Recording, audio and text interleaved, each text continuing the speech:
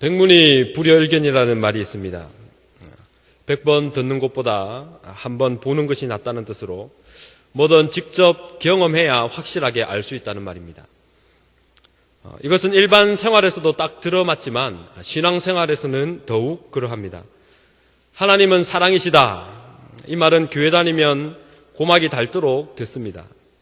하지만 그 사랑을 직접 경험해보기 전에는 결코 그 하나님의 사랑이 얼마나 크고 위대한 것인지 전혀 알 길이 없습니다. 그러다 어느 날 성령의 역사로 죄로 죽어 마땅한 자신을 위해 사랑하는 독생자를 십자가에 내어주신 하나님의 크고 놀라운 사랑을 깊이 경험하게 될 때, 그때야 비로소 하나님은 사랑이시다는 말의 참 의미를 깊이 깨닫게 되는 것입니다. 오늘 본문에는 선척을 바다에 띄우며 큰 물에서 영업하는 자들이 등장합니다. 즉 바다에서 배로 무역을 하거나 고기를 잡아 팔며 살아가는 뱃사람들을 말합니다. 오늘 저는 편의상 이들을 어부라고 지칭하겠습니다. 그런데 이 어부들은 여호와의 행사와 그 기사를 바다에서 본다고 했습니다. 이 말은 이 어부들이 하나님을 차가운 지식으로, 즉 귀로 듣고 머리로만 알고 있는 것이 아니라 살아서 역사하시는 하나님을 두 눈으로 직접 보고 경험하여 안다는 뜻입니다. 그 결과 오늘 본문 31절에서 32절에서와 같이 그들의 입에서는 위대하신 하나님께 모든 영광을 올려드리는 힘찬 찬송이 터져 나왔습니다. 그렇다면 이 어부들이 바다에서 직접 보고 경험한 하나님은 과연 어떤 하나님입니까? 첫째로 말씀으로 광풍을 일으키시는 전능하신 주권의 하나님입니다. 오늘 본문 25절을 함께 합독하겠습니다.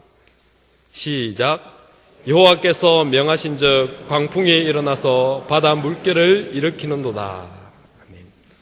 여기 명령하다로 번역된 히브리어 아마르는 하나님의 천지창조의 역사가 기록된 창세기 1장에서 가라사대로 번역된 단어입니다.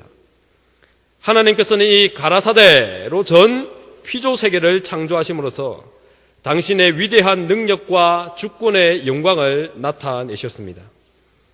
오늘 본절에서도 바로 이 아마르가 사용되었습니다. 여호와께서 가라사대, 여호와께서 명하신즉 그 즉시로 큰 광풍이 일어났습니다. 이렇게 바람에게 명령하시는 하나님, 그리고 그 명령에 즉시 순종하는 바람을 통하여 시편 기자는 하나님의 전능하심과 또 하나님의 주권을 분명하게 보여주고 있습니다. 따라서 이 세상에는 결코 우연이 없습니다. 필연만이 있을 뿐입니다. 마태복음 10장 29절에 참새 2마리가 한 아사리온에 팔리는 것이 아니냐. 그러나 너희 아버지께서 허락지 아니하시면 그 하나라도 땅에 떨어지지 아니하리라고 했습니다. 실로 이 세상에 일어나는 크고 작은 모든 일들이 주권자이신 하나님께로부터 출발하여 일어나는 것입니다. 하나님이 가라사대 한 나라가 흥왕이도 하고 망하기도 합니다. 하나님이 가라사대 피 흘리는 전쟁이 일어나기도 하고 그 전쟁이 그치기도 합니다.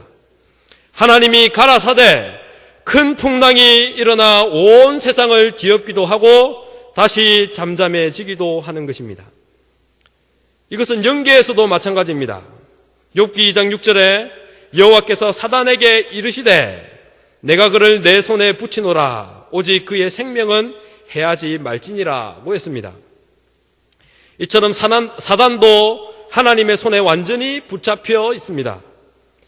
하나님의 허락이나 명령이 없이는 절대로 신자와 교회를 대적할 계획을 꾸밀 수가 없습니다. 그런 계획을 꾸미고 나서도 하나님의 허락이나 명령이 없이는 결코 그것을 실행에 옮길 수가 없는 것입니다. 이와 같이 눈에 보이는 피조물들 뿐만 아니라 보이지 않는 영계의 천사들과 사단조차도 전능하신 주권의 하나님의 뜻을 섬기도록 그 손에 꽉 붙잡혀 있는 것입니다. 하지만 불신자들은 이 사실에 대해 전혀 무지합니다. 그래서 자신의 삶에 일어나는 여러 모양의 크고 작은 풍랑을 보고 우연히 일어났다, 혹은 내 잘못으로 일어났다, 혹은 그 사람 때문에 일어났다고 말합니다. 하지만 신자들은 결코 그래서는 안 됩니다. 여러분의 삶에 예고 없이 찾아오는 크고 작은 풍랑을 만날 때 여러분은 보이는 풍랑만 바라보지 말고 눈에 보이지 않지만 그 풍랑을 명하여 일게 하신 주권의 하나님을 볼 수 있어야 합니다. 바로 그 하나님이 가라사대 그 주권의 하나님이 명하신 즉 내 삶에 이런 광풍이 일어났구나 하고 믿음의 고백을 할 수 있어야 하는 것입니다. 여러분의 삶 가운데 일어나는 여러 모양의 크고 작은 풍랑들, 가정의 풍랑, 교회의 풍랑, 기업의 풍랑, 자녀의 풍랑, 경제의 풍랑, 건강의 풍랑, 여러분이 이 모든 풍랑을 통해 말씀으로 광풍을 일으키시는 전능하신 주권의 하나님을 똑똑히 볼 수 있기를 주님의 이름으로 축원합니다. 둘째로, 풍랑 가운데 어부들은 자신들의 죄악과 구원의 하나님을 보았습니다. 앞서 저와 여러분은 하나님께서 명하신 즉 광풍이 일어나는 것을 보았습니다. 그렇다면 왜 하나님께서 고요한 바다에 광풍을 일으키신 것입니까? 이 의문을 풀기 위해서는 이 시의 시대적 배경을 알 필요가 있습니다.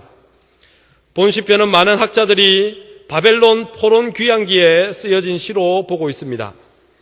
따라서 이 시편은 바벨론의 침략, 그 후 비참한 포로 생활, 그리고 극적인 바벨론 포로 해방의 기쁨을 노래하고 있습니다.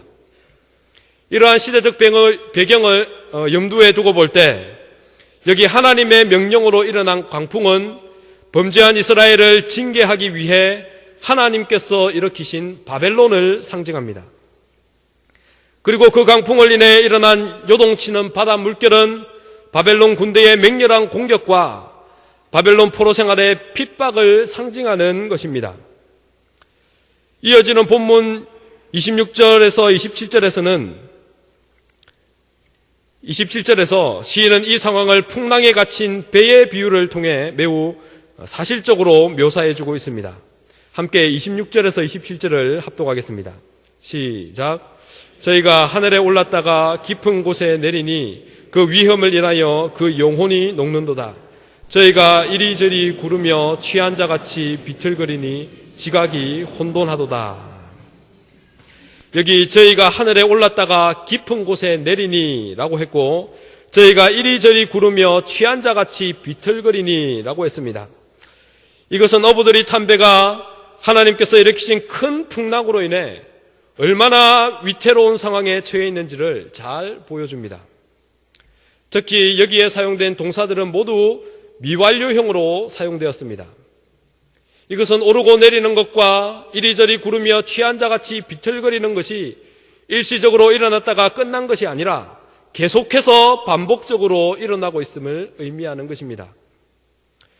그 결과 그 위험을 인하여 그 영혼이 녹는도다고 했습니다. 이것은 어부들이 계속되는 풍랑으로 인해 생명의 위협을 느끼며 큰 두려움에 쌓여 떨고 있음을 의미합니다. 그리고 지각이 혼돈하도다라고 했습니다. 여기 지각은 지혜와 지식을 의미합니다. 그리고 혼돈하다는 것은 없어지다, 끝이 나다는 뜻입니다. 이로 봐서 처음에는 어부들이 이 풍랑을 극복해 보려고 온갖 방법을 다 써봤던 것을 알 수 있습니다. 하지만 이제 더 이상 자신들의 지혜와 능력으로는 도무지 어찌할 수 없는 끝이 난 상태, 자포자기의 상태가 되었음을 알려주고 있습니다. 여러분, 오늘 이 큰 풍랑 앞에 자포자기의 상태에 있는 어부들이 이 풍랑을 만나기 전에는 어땠을지 한번 생각해 보십시오. 아마도 그들은 자신들의 뛰어난 황해술과 오랜 경력을 사람들에게 자랑했을 것입니다. 실제로 그들은 바다에서 영업을 하며 큰 부와 안락을 누리며 살고 있었습니다. 그리고 그들은 앞으로도 얼마든지 이 바다를 터전 삼아 행복하게 살 수 있을 것이라 자신했을 것입니다. 그런데 이 어부들의 능력과 부여와 안락은 그들로 하여금 하나님을 까맣게 잊어버리게 만들었습니다. 그들은 자신들에게 뛰어난 항해수를 주신 분이 하나님임을 잊어버렸습니다. 그 결과 그들은 교만에 빠지고 말았습니다. 또 그들은 자신들에게 주어진 부와 안락이 전적으로 하나님께서 주신 축복임을 까맣게 잊어버렸습니다. 그 결과 그 축복을 통해 하나님께 영광 돌리는 삶을 살아야 했음에도 불구하고 그 부요를 자신의 배를 위해서만 사용했던 것입니다. 바로 이런 어부들의 모습이 바벨론이라는 큰 풍랑을 만나기 전 하나님의 선민인 이스라엘 백성들의 모습이었습니다. 그런데 오늘 하나님께서 일으키신 바벨론이라는 큰 풍랑 앞에서 비로소 이스라엘 백성들의 그 곧았던 목이 꺾였습니다. 자신들이 얼마나 미약하고 아무것도 아닌 존재인지를 아주 절실히 깨닫게 되었습니다. 뿐만 아니라 하나님을 까맣게 잊어버리고 자신들의 배를 위해서만 살았던 지난 날들이 하나님께 진노받아 마땅한 죄악된 삶이었음도 깨닫게 되었습니다. 그제서야 비로소 잊고 있었던 여호와 하나님을 찾았습니다. 오늘 본문 28절에 이에 저희가 그 근심 중에서 여호와께 부르짖으매 라고 했습니다. 세상에서 부와 안락을 누릴 때 부르지 않았던, 자신들의 힘과 능력을 믿고 살 때 기억나지도 않았던 여호와 하나님, 구원의 하나님을 소리 높여 불렀습니다. 여러분, 이처럼 여러분도 풍랑 가운데서 어부들과 같이 반드시 이 두 가지를 보아야 합니다. 먼저 자신의 죄악을 보아야 합니다. 시편 119편 67절에서 시편 기자는 고난당하기 전에는 내가 그릇 행하였더니 이제는 주의 말씀을 지키나이다 라고 했습니다. 그리고 욥은 감당할 수 없는 큰 풍랑 속에서 나의 가는 길을 오직 그가 아시나니 그가 나를 단련하신 후에는 내가 정금같이 나오리라고 고백했습니다. 이처럼 우리는 풍랑 가운데서 고요할 때는 전혀 볼 수 없었던 하나님 보시기에 더러운 불순물과 같은 제거되어야 할 우리의 제약된 모습을 볼 수 있어야 합니다. 둘째로 우리는 구원의 하나님을 보아야 합니다. 다윗은 시편 3편에서 노래하기를 천만인이 나를 둘러치려 하여도 나는 두려워 아니하리이다. 여호와여 일어나소서, 나의 하나님이여 나를 구원하소서. 주께서 나의 모든 원수의 뺨을 치시며 악인의 일을 꺾으셨나이다. 구원은 여호와께 있사오니 주의 복을 주의 백성에게 내리소서라고 했습니다. 또 바울은 고린도서 1장 8절로 9절에서 형제들아, 우리가 아시아에서 당한 환난을 너희가 알지 못하기를 원치 아니하노니 힘에 지나도록 심한 고생을 받아 살 소망까지 끊어지고 우리 마음에 사형 선고를 받은 줄 알았으니 이는 우리로 자기를 의뢰하지 말고 오직 죽은 자를 다시 살리시는 하나님만 의뢰하게 하심이라고 했습니다. 이처럼 우리는 무서운 풍랑 속에서 자기 자신이나 인생을 의뢰하는 것이 얼마나 어리석은 것인지를 깨달아야 합니다. 구원은 인생에게 있지 않다. 구원은 오직 여호와께 있다. 삼킬 듯한 풍랑 속에서 이 복된 진리를 깨닫는 여러분이 되시기를 주님의 이름으로 축원합니다. 셋째로, 풍랑을 통과한 후 어부들은 모든 영광과 찬송을 받으시기에 합당하신 여호와 하나님을 보았습니다. 앞서 우리는 풍랑 속에서 구원의 하나님을 발견한 어부들이 여호와 하나님의 이름을 크게 부르짖으며 구원의 은총을 간구하는 모습을 보았습니다. 그렇다면 그 결과는 어떻게 되었습니까? 오늘 본문 28절에서 31절을 함께 합독하겠습니다. 시작. 이에 저희가 그 근심 중에서 여호와께 부르짖음에 그 고통에서 인도하여 내시고 광풍을 평정히 하사 물결로 잔잔케 하시는도다. 저희가 평온함을 인하여 기뻐하는 중에 여호와께서 저희를 소원의 항구로 인도하시는도다. 아멘. 이전에 하나님을 찾지도 않고 자신의 배를 위해서만 살던 이 배은망덕한 어부들이 이제 죽음의 문 앞에서 뻔뻔스럽게 살려달라고 하나님께 매달렸습니다. 여기에서 하나님이 그들을 외면하고 뿌리치신다 해도 사실 그들은 아무 할 말이 없습니다. 왜냐하면 그들이 받는 고통과 죽음은 하나님께 범죄한 죄인이 받아 마땅한 형벌이기 때문입니다. 하지만 하나님은 그들의 간절한 부르짖음을 외면하지 않으셨습니다. 아니, 오히려 하나님께서는 기다리고 계셨다는 듯이 무섭게 휘몰아치는 강풍을 향해 이제 멈추어라고 명령하셨습니다. 그러자 그 즉시 강풍은 멎었고 요동치는 바다 물결도 잔잔케 되었습니다. 그리고 이어지는 말씀에 저희가 평온함을 인하여 기뻐하는 중에 여호와께서 저희를 소원의 항구로 인도하시는도다고 했습니다. 한번 상상해 보십시오. 꼼짝없이 파도에 덮여 죽을 줄로만 알았던 어부들이 이 죽음의 문 앞에서 극적인 구원을 받았으니 얼마나 기뻤겠습니까? 이루 말할 수 없는 큰 기쁨이었을 것입니다. 하지만 하나님의 은혜는 여기서 끝나지 않았습니다. 하나님은 어부들을 풍랑 가운데서 구원하신 후에도 그들을 그냥 버려두지 않으시고 그들을 바라고 또 바라던 소원의 항구까지 안전하게 도착하도록 인도해 주셨습니다. 여러분, 이렇게 크고도 놀라운 하나님의 은혜를 경험한 어부들이 이제 다시는 살아서 돌아갈 수 없을 것이라 생각했던 바라던 소원의 항구에 도착했을 때 그냥 가만히 있을 수 있었겠습니까? 그들의 삶이 이전과 똑같을 수 있었겠습니까? 결코 그럴 수가 없었습니다. 오늘 본문 31절에서 32절을 함께 합독하겠습니다. 시작. 여호와의 인자하심과 인생에게 행하신 기이한 일을 인하여 그를 찬송할지로다. 백성의 해에서 저를 높이며 장로들의 자리에서 저를 찬송할지로다. 아멘. 먼저 어부들의 입에서 모든 영광을 하나님께 돌리는 힘찬 찬송이 터져 나왔습니다.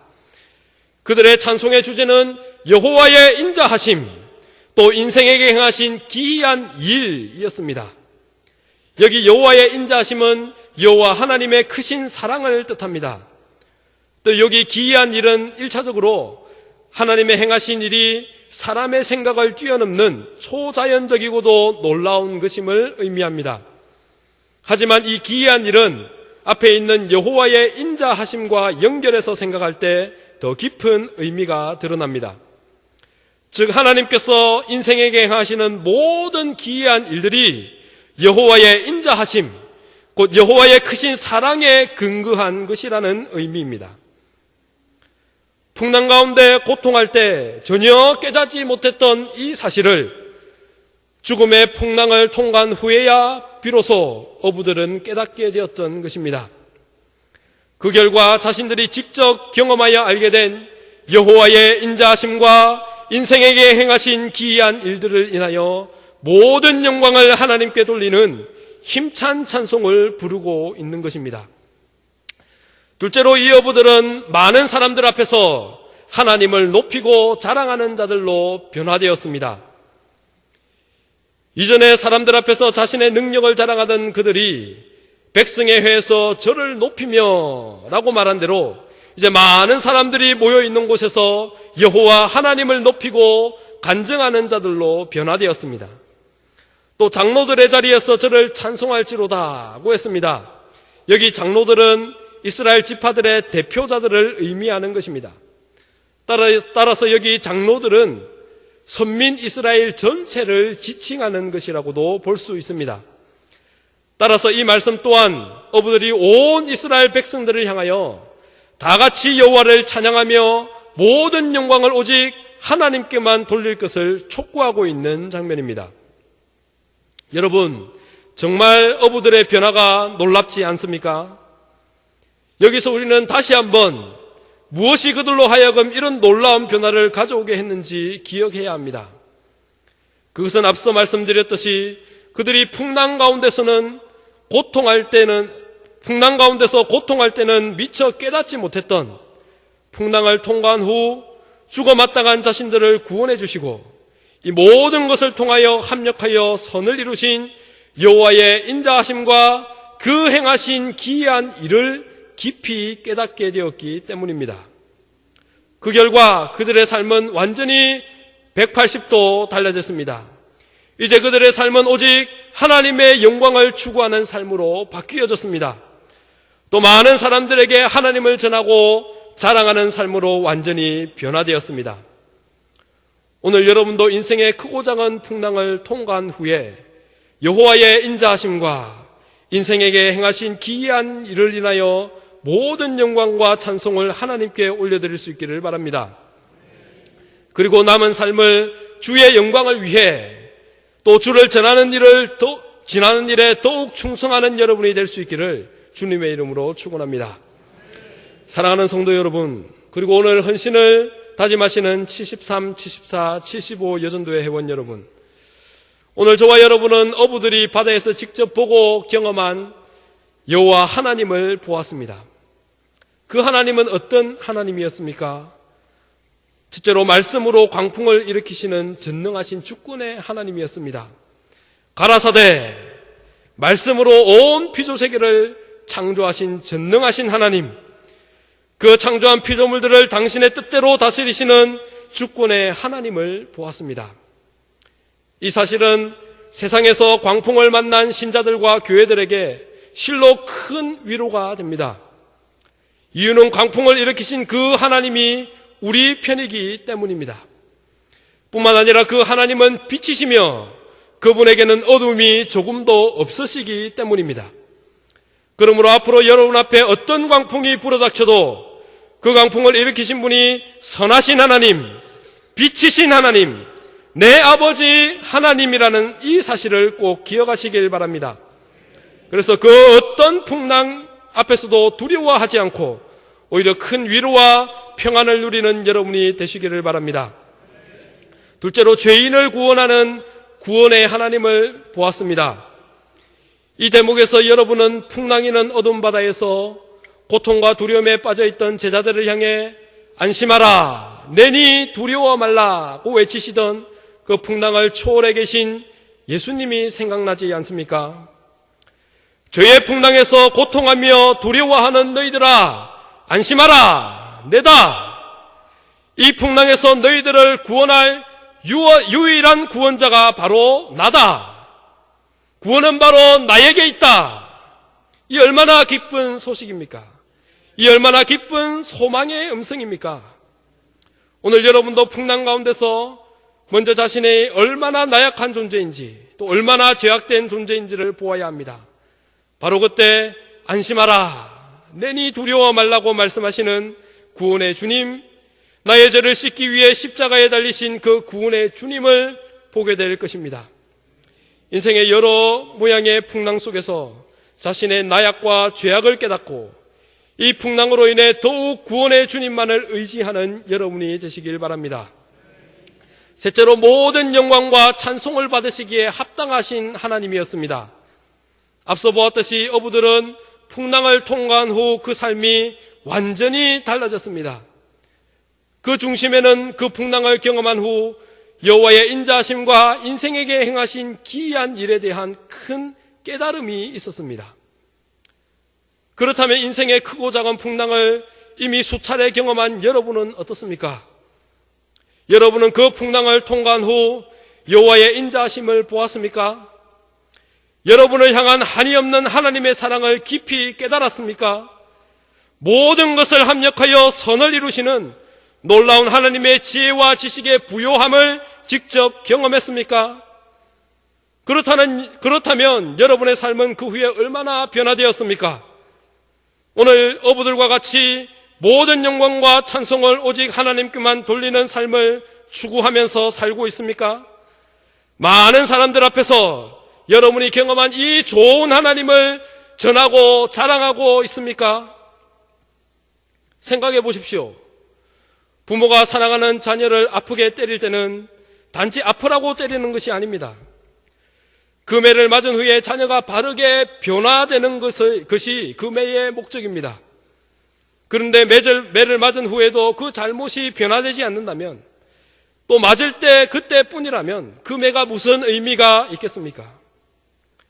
여러분이 하나님의 은혜로 인생의 큰 풍랑을 통과했습니까? 그렇다면 오늘 이 어부들과 같이 이제 여러분의 삶이 하나님의 영광을 추구하는 삶으로, 또 많은 사람 앞에서 이 하나님을 자랑하고 전하는 삶으로 멋있게 변화되기를 바랍니다. 사랑하는 성도 여러분, 오늘 어부들과 같이 이 놀라운 하나님을 삶 속에서 동일하게 경험했던 사도 바울은 로마서 11장 36절에서 이런 멋진 고백을 했습니다. 이는 만물이 주에게서 나오고 주로 말미암고 주에게로 돌아갑니다. 영광이 그에게 세세에 있으리로다. 아멘. 오늘 이 강풍이 주님에게서 나왔습니다. 그리고 주님으로 말미암았습니다. 또 주님에게로 돌아갔습니다. 그 결과 모든 영광이 그에게 세세에 있으리로다. 아멘 하는 찬송이 어부들과 온 이스라엘 백성들의 입에서 힘차게 울려 퍼졌습니다. 사실 인생의 최고의 비참은 가난이나 질병의 풍랑이 아닙니다. 그 풍랑을 통하여 바로 이런 하나님의 주권적 섭리를 깨닫지 못하는 무지에 있습니다. 반대로 인생의 최고의 행복은 풍랑이 없는 삶이 아닙니다. 오히려 거친 풍랑을 통하여 바로 이런 하나님의 주권적 섭리를 깨닫고 그 하나님을 소리 높여 찬송하는 데 있는 것입니다.